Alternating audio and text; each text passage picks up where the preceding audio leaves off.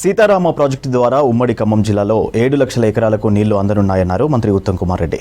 ఉమ్మడి జిల్లాకు గోదావరి నదీ జలాలు తెచ్చే సీతారామ లిఫ్ట్ ఇరిగేషన్ సీతమ్మ సాగర్పై జలసౌదలో రివ్యూ నిర్వహించారు మంత్రులు బట్టి విక్రమార్క, తుమ్మల, పొంగులేటి శ్రీనివాసరెడ్డి, ఉత్తమ్ కుమార్ రెడ్డి.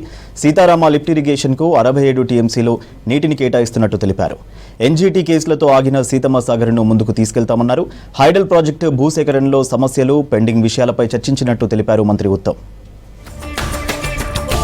గౌరవనీయులు ఉప ముఖ్యమంత్రి బట్టి విక్రమార్క గారిని, గౌరవ రెవెన్యూ మంత్రి పొంగులేటి శ్రీనివాసరెడ్డి గారిని, గౌరవ అగ్రికల్చర్ మినిస్టర్ తుమ్మల నాగేశ్వర గారితో సహా ఈరోజు ఉమ్మడి ఖమ్మం జిల్లాకి గోదావరి నదీ జలాలు తీసుకొచ్చే project Sitarama lift irrigation project, అదేవిధంగా Seethamma Sagar multipurpose project. Multipurpose ఎందుకంటే దాంట్లో పవర్ ప్రాజెక్టు ఉంది.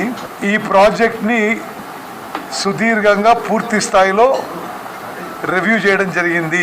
ఈ ప్రాజెక్టు ద్వారా ఉమ్మడి ఖమ్మం జిల్లాలో సుమారు 7,80,000 ఎకరాలకి నీళ్ళు అందించే ఒక ప్రణాళికతో గోదావరి జలాలతో ముందుకు పోతున్నాము. చాలా కాలం నుంచి ఈ ప్రాజెక్టుకి నీటి కేటాయింపు జరగలేదు. గత ప్రభుత్వంలో ఈ ప్రాజెక్టుకి నీటి కేటాయింపు జరగలేదు. 15-16 నెలల మా కృషితో సీతారాం లిఫ్ట్ ఇరిగేషన్ ప్రాజెక్టుకి 67 టీఎంసీలు నీటి కేటాయింపు సెంట్రల్ వాటర్ కమిషన్ ద్వారా మా ప్రభుత్వంలో జరిగిన విషయం మరి తెలంగాణ ప్రజలందరికీ తెలియజేస్తూ చాలా సంతోషిస్తున్నాము. అదేవిధంగా సీతమ్మ సాగర్ బ్యారేజ్ కూడా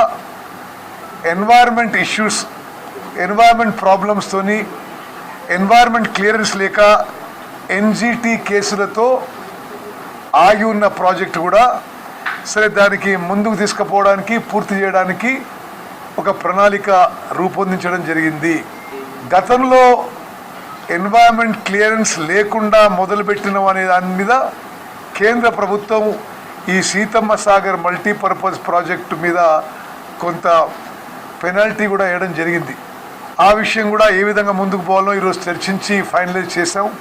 అదేవిధంగా సీతమ్మ సాగర్ బ్యారేజ్ పూర్తి చేస్తూ అక్కడే హైడల్ పవర్ ప్రాజెక్టు కూడా ఏ విధంగా ముందుకు పోవాలని చెప్పి ఈరోజు ప్రణాళిక రూపొందించబడింది.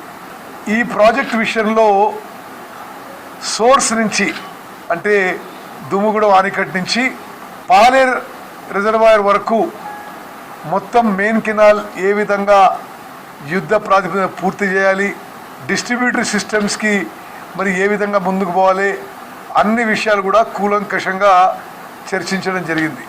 అదేవిధంగా కొన్ని చోట్ల భూసేకరణలో సమస్యలు, కొంత ఆలస్యం కావడం, ఫారెస్ట్ ల్యాండ్స్లో ఏ విధంగా మరి అనుమతులు తీసుకురావడం, ఇవన్నీ కూడా పెండింగ్ ఇష్యూస్, కొన్ని రోడ్ బ్లాక్స్ కూడా చర్చించడం జరిగింది. సీతమ్మ సాగర్ బ్యారేజ్, సీతారాం సాగర్ ప్రాజెక్ట్ కూడా వార్ ఫుటింగ్లో పూర్తి చేయాలని చెప్పి ఏమేమి ఆటంకాలు ఉన్నాయి, ఏమేమి ప్రాబ్లమ్స్ ఉన్నాయి అవన్నీ డిస్కస్ చేసి అందరూ ఇంజనీర్లతోని మరి ఏజెన్సీస్తో మాట్లాడి అన్ని ప్రాబ్లమ్స్ సార్ట్అవుట్ చేసి ముందుకు పోతుందని చెప్పి నేను మనవి చేస్తున్నాను.